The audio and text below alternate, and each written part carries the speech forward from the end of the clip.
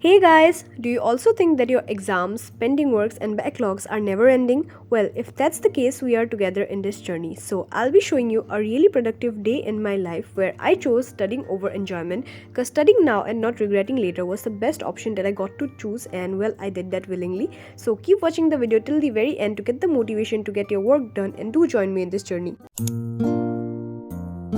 Hello, beautiful people. Welcome back to my channel again. First of all, look at the prettiest evening sky I saw that day, जो कि काफ़ी pinkish and yellowish kind of था. So मैंने record कर लिया उसको. And it was around 6:30 now. This is me after taking a nap. मैं like 6:15 को उठ गई थी, but मुझे टेबल में आते आते around 6:30 बज गया. फिर मैंने आके सबसे पहले तो अपने ओपन पोर्स का क्रीम लगाई, क्योंकि जब मैं पढ़ने बैठ जाती हूँ ना, इसको लगाना भूल जाती हूँ. ऐसे मेरा काफ़ी दिनों तक मिस भी हो गया. And as it's winter season, never forgetting to moisturise my lips. So मैंने अपना वैसलिन लगा लिया. सो या मैंने अच्छा सा एक 2 घंटे का नैप लिया था. And now I am all set to study. तो नाउ मैंने सबसे पहले सोचा कि मैं अपने लिए एक टू डू लिस्ट बनाने वाली हूँ. और ट्रस्ट मी, मैंने उस दिन काफ़ी लंबा टू डू लिस्ट बनाया अपने लिए, क्योंकि I have a lot of backlogs, like a ton of backlogs. क्योंकि मैं माइक्रो में अराउंड 2 चैप्टर पीछे हूँ. वो 2 चैप्टर काफ़ी इंपॉर्टेंट और टफ काइंड ऑफ है. तो मैंने स्टार्ट नहीं किया, क्योंकि मेरा पहले वाले चैप्टर का बैक साइज के क्वेश्चन, मतलब जो मेन पार्ट है चैप्टर का, न्यूमेरिकल्स, वो अभी तक कंप्लीट ही नहीं हुए. And look at the task I need to get done. और भी थे, पर मुझे अभी के लिए यही याद आ रहा था. सो बेसिकली मेरा ये हैबिट बहुत कंसिस्टेंट था. पहले मैं बनाती भी थी, कंप्लीट भी करती थी एनी हाउ, बट आजकल इतना कंसिस्टेंट ये होता नहीं है. But I am trying my best. So well, as always I try my best to manage everything and cover up my backlogs. तो सबसे पहले तो मैंने BST से शुरू किया. And look at this was our BST का question paper for class test. और सर ने लास्ट में गुड लक भी लिख दिया था कितने अच्छे से. He is so sweet. And well, so सबसे पहले तो मैंने अपना BST के साथ शुरू किया, क्योंकि BST इज़ अ काफ़ी लेंदी सब्जेक्ट. तो एग्जाम के पहले अगर नोट्स बनाने लिखूंगी ना, तो मेरा ना कोई थ्योरी सब्जेक्ट होगा, ना BST अच्छे से होगा. सो मैं ऑलमोस्ट नोट्स को जितना हो सके अप टू डेटेड रखती हूँ, ताकि एग्जाम के पहले सिर्फ मुझे पढ़ना ही पड़े, उन्हें लिखना ना पड़े. लास्ट एग्जाम में हुआ था, मेरा चैप्टर 4 काफ़ी लंबा चैप्टर था, मेरा वो कंप्लीट हुआ नहीं था. So it cost me a lot of trouble. And जैसे ही मैंने ना अपना BST का कॉपी खोला, गेस माई लक, इस कॉपी में सिर्फ 12 पेजेस बाकी थे. लाइक ट्रस्ट मी, इतने लंबे थे चैप्टर्स कि ये चैप्टर नंबर 6 थे हमारा, सोशल रिस्पॉन्सिबिलिटीज़. तो 5 ही चैप्टर में मेरे लाइक नोट्स, लाइक कॉपी खत्म होने वाला है, क्योंकि मेरा एक चैप्टर यूजुअली 30-35 पेजेस का बन जाता है. मैं बड़ा बड़ा करके लिखती हूँ, ताकि मतलब आसानी से पढ़ सकूँ. सो और मुझे याद भी रह जाए, हर कलर स्कीम की वजह से सब कुछ. तो हाँ, तो यहाँ पे थे 12 पेजेस. तो मैंने थोड़ी देर सोचा कि लिखूँ ना लिखूँ, but then again I thought कि चलो इसे डिले करेंगे तो कब तक कॉपी आएगा, कब फिर से अपना मूड बनाऊंगी इसे स्टार्ट करने के लिए. सो आई स्टार्ट. मैं बुक से देख रही थी, मैं बुक से अच्छे से समझ रही थी, फिर अंडरलाइन कर रही थी बुक में, फिर मैं अच्छे से लिख रही थी. जो जो इंपॉर्टेंट लाइन्स थे एक बार पढ़ के मैं लिखती हूँ, क्योंकि डायरेक्ट बुक से छापना is not my thing of course. और आगे टैब में सर भी समझा रहे थे. So I was quite understanding, quite understand the things were quite understandable for me. और उसके बाद मतलब हमारे BSc सर का ना लाइक सिर में चोट आ गया था. तो sir was really not energetic today. काफ़ी एनर्जी के साथ हर रोज़ पढ़ाते हैं. आज काफ़ी लो एनर्जी लग रहा था क्लास में. So it was an very fun. और उसके बाद as I was writing the notes, मैंने सोचा कि चलो 12 पेजेस तो है ना ऑलरेडी, तो मैं इन 12 पेजेस में लिखूंगी. फिर उसके बाद जो बाकी होगा उनको कंटिन्यू करके मैं नया कॉपी में स्टार्ट करूँगी. So that's what I thought. और उसी माइंडसेट के साथ मैंने लिखना शुरू किया. सो वेल, यही positive mindset, I inspire you all to keep such a mindset of course. तो चलो, enjoy me writing BST for now. तो काफ़ी जल्दी कंप्लीट ही होने वाला है.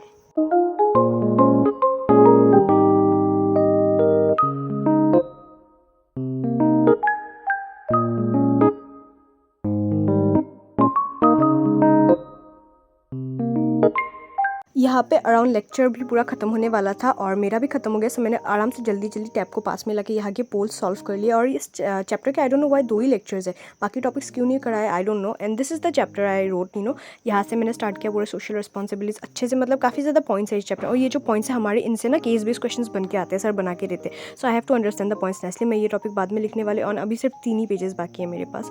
सो इसके बाद I took out my maths copy. And the sole reason I am starting a new chapter of maths was because well, basically क्या हुआ, हमारा मैथ्स का क्लास टेस्ट है, और वहाँ पे आने वाला है प्रोबेबिलिटी और स्टैटिस्टिक्स, जो डिस्क्रिप्टिव स्टैटिस्टिक्स चैप्टर है, जो कि क्लास में तो करवा रहे हैं, पर मुझे कुछ समझ नहीं आ रहा है, क्योंकि I was still doing derivatives. तो मुझे कुछ समझ तो अच्छे से आ नहीं रहा है.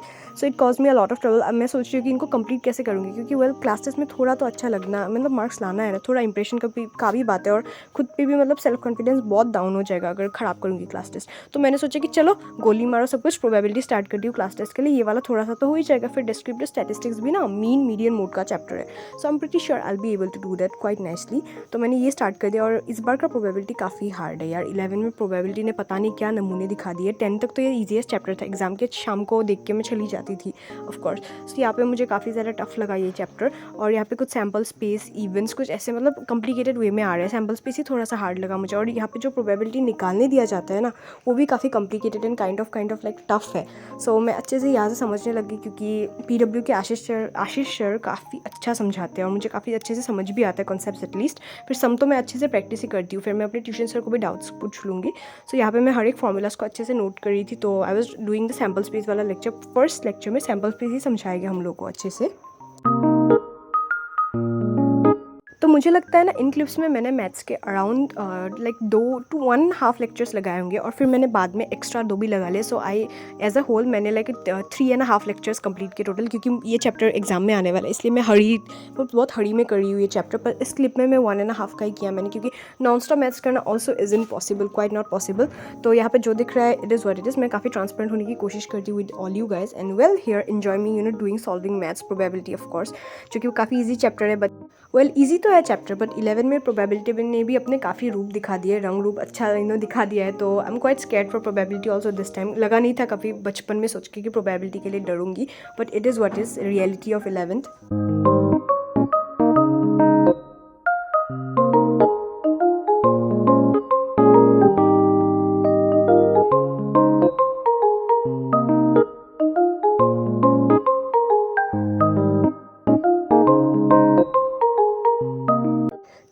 पता तो है जब 3 लेक्चर्स लिया जाता है तो अराउंड मेरा पता नहीं किस टाइम पे ख़त्म हुआ था, पर लेट ख़त्म हुआ था मेरा मैथ्स कंप्लीट होते होते, वो तो मुझे काफ़ी अच्छे से याद है।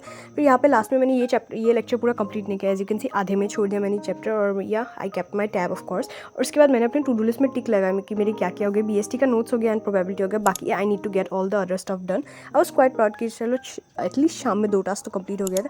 अब डिनर टाइम के बाद का टाइम है, थोड़ा और पढ़ने के बाद मैंने बनाया अपने लिए कॉफ़ी, और मैं 12 बजे अभी कॉफ़ी पीने वाली हूँ, क्योंकि आई वॉज क्रेविंग कॉफ़ी। मम्मा ने मेरे को बहुत दिनों से खाने को मना कर रखा है, and you can see it was 12:41 at this point.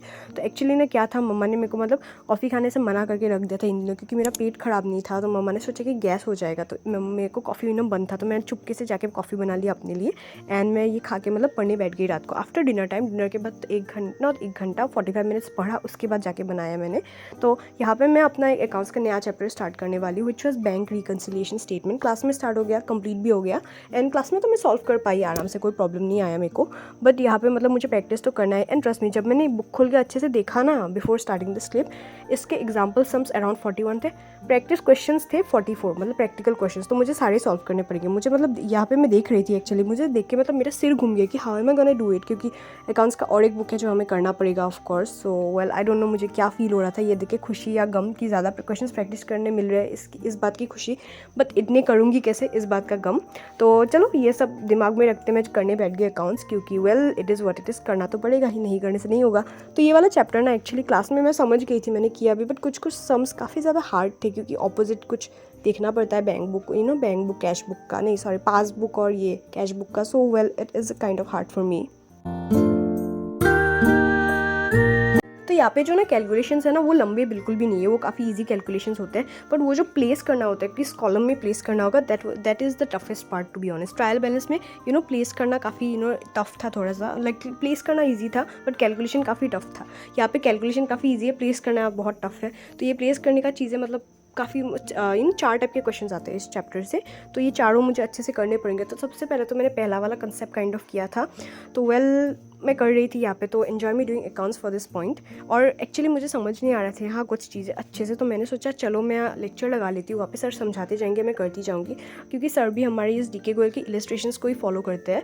तो मैं यहाँ पे इलस्ट्रेशंस ही तो कर रही थी ना, तो मेरा मतलब मिल गया सब कुछ। तो जिस क्वेश्चन में मुझे टफ लग रहा था मैंने वो क्वेश्चन प्ले कर लिया, and I was doing along with sir, तो it quite help me of course. So now for this point enjoy me doing accounts.